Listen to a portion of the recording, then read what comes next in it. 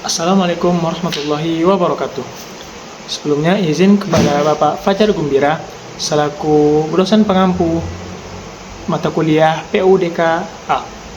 Kami dari kelompok 1 akan menjelaskan dan mempresentasikan mengenai regulasi pencemaran udara yang ada di Indonesia. Sebelum itu, perkenalkan saya Gifari Alamiski dengan NIM 1021, ada Nadia Ramhayu dengan NIM 1001, ada Belsa Adiameka dengan NIM 1005, Mu'ulfatul Syadila Arinanda dengan NIM 1008, dan Muhammad Saifanur dengan NIM 1015. Berikut adalah outline pembahasan mengenai regulasi pencemaran udara di Indonesia. Kita masuk kepada penjelasan yang pertama, yaitu regulasi tentang udara ambien di Indonesia. Sebelum itu, kita mengetahui apa itu pengertian dari udara ambien. Udara ambien merupakan udara bebas di permukaan bumi pada lapisan troposfer yang sangat dibutuhkan oleh kesehatan manusia, yang mana akan berpengaruh kepada makhluk hidup, manusia, dan unsur lingkungan hidup lainnya. Regulasi udara yang teratur dalam Peraturan Menteri Lingkungan Hidup dan Kehutanan atau Permen LHK nomor 14 tahun 2020 mengenai Indeks Standar Pencemaran Udara atau ISPU. Di dalam pasal ini termasuk udara ambien, yang dimana dalam pasal ini mengatur definisi parameter ISPU seperti PM10, PM2,5, CO, NO2, SO2, O3, dan hidrokarbon. Termasuk perhitungan, pelaporan, dan publikasi PAU. Di sini juga mendefinisikan arti dari SPKUA atau Stasiun Pemantau Kualitas Udara Ambien. SPKUA itu merupakan perangkat yang mana terdiri atas peralatan pemantau kualitas udara ambien yang beroperasi secara terus-menerus dan datanya dapat dipantau secara langsung atau real-time. Baiklah, saya akan menjelaskan regulasi terkait udara non-ambien yang ada di Indonesia. Yang pertama, menurut Peraturan Menteri Perhubungan Nomor 24 Tahun 2022, yaitu tentang perubahan atas Peraturan Menteri Perhubungan Nomor 29 Tahun 2014 tentang pencegahan pencemaran lingkungan maritim. Peraturan Menteri Perhubungan Nomor 24 Tahun 2022 ini berfokus pada pencegahan pencemaran lingkungan maritim dengan mengendalikan emisi gas buang kapal, pencegahan polusi maritim, dan aktivitas pelayaran. Regulasi ini membantu mengurangi konsentrasi polutan di sekitar pelabuhan, sehingga kualitas udara di kota pelabuhan bisa lebih baik, dengan mendorong penggunaan bahan bakar rendah sulfur dan teknologi mesin efisien. Permenhub ini ikut membantu target penurunan emisi Indonesia menuju net zero emission tahun 2060. Dan terutama dengan adanya regulasi ini dapat menekan risiko penyakit pernapasan di kawasan padat penduduk di sekitar pelabuhan. Baik, yang berikutnya adalah Peraturan Menteri Ketenagakerjaan RI Nomor 5 Tahun 2018 tentang Keselamatan dan Kesehatan Kerja atau K3 di lingkungan kerja.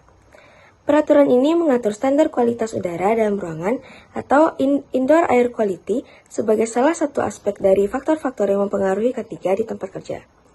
Tujuan dari peraturan ini adalah sebagai pedoman untuk mewujudkan atau menciptakan lingkungan kerja yang aman, sehat, dan nyaman dengan mengendalikan berbagai faktor bahaya, termasuk faktor fisika, kimia, biologi, ergonomi, dan psikologi. Yang pertama adalah faktor fisika. Faktor fisika adalah faktor yang dapat mempengaruhi aktivitas pekerja yang bersifat fisika yang diakibatkan oleh penggunaan mesin, peralatan, bahan, dan kondisi lingkungan di sekitar tempat kerja yang dapat mengakibatkan gangguan. Contohnya adalah dari pengukuran dan pengendalian faktor fisika meliputi iklim kerja, kebisingan, getaran gelombang radio atau gelombang mikro, dan sinar ultraviolet. Yang kedua adalah faktor kimia. Faktor kimia adalah faktor yang dapat mempengaruhi aktivitas pekerja yang bersifat kimiawi, yang diakibatkan oleh penggunaan bahan kimia di tempat kerja yang dapat mengakibatkan penyakit pada pekerja, meliputi kontaminan kimia di udara berupa gas, uap, dan partikulat. Yang ketiga ada faktor biologi. Faktor biologi adalah faktor yang dapat mempengaruhi aktivitas pekerja yang bersifat biologi, yang diakibatkan oleh makhluk hidup meliputi hewan, tumbuhan, dan produknya, serta mikroorganisme yang dapat mengakibatkan PAK. Faktor keempat adalah faktor ergonomi. Faktor ergonomi adalah faktor yang dapat mempengaruhi aktivitas pekerja yang diakibatkan oleh ketidaksesuaian antara fasilitas kerja yang meliputi cara kerja, posisi kerja, alat kerja, dan beban angkat terhadap pekerja. Yang terakhir atau yang kelima adalah faktor psikologi. Faktor psikologi adalah faktor yang mempengaruhi aktivitas pekerja yang diakibatkan oleh hubungan antara personal di tempat kerja, peran, dan tanggung jawab terhadap pekerjaan. Selanjutnya, saya akan menjelaskan tentang regulasi udara emisi sumber tidak bergerak. Di Indonesia sendiri terdapat beberapa regulasi terhadap udara emisi sumber tidak bergerak, di antaranya Peraturan Menteri Lingkungan Hidup dan Kehutanan Nomor 11 Tahun 2021. Peraturan Menteri ini membahas tentang baku mutu emisi mesin dengan pembakaran dalam, di mana fokus regulasi pada emisi genset dan mesin pembakaran dalam. Emisi sendiri adalah pencemar akibat kegiatan manusia yang masuk atau dimasukkan ke dalam udara, sehingga mempunyai dan atau tidak mempunyai potensi terhadap pencemaran udara. Kemudian, usaha atau kegiatan yang menggunakan mesin dengan pembakaran dalam atau genset berpotensi menimbulkan pencemaran udara, sehingga perlu dilakukan pencegahan pencemaran udara melalui penerapan baku mutu emisi. Selanjutnya, peraturan yang kedua yaitu Peraturan Menteri Lingkungan Hidup dan Kehutanan Nomor 13 Tahun 2021. Peraturan ini tentang pemantauan emisi industri secara terus-menerus, di mana fokus regulasi tentang monitoring emisi industri secara real time, di mana untuk mendapatkan data dan informasi emisi secara benar, akurat, dan terus-menerus perlu dilakukan pemantauan emisi secara terintegrasi berdasarkan ketentuan Pasal 203 Ayat 6 Peraturan Pemerintah Nomor 22 Tahun 2021 tentang penyelenggaraan perlindungan dan pengelolaan lingkungan hidup. Setiap penanggung jawab usaha dan atau kegiatan yang melakukan pemantauan secara otomatis dan terus-menerus perlu mengintegrasikan pemantauan emisinya ke dalam sistem informasi pemantauan emisi industri secara terus-menerus.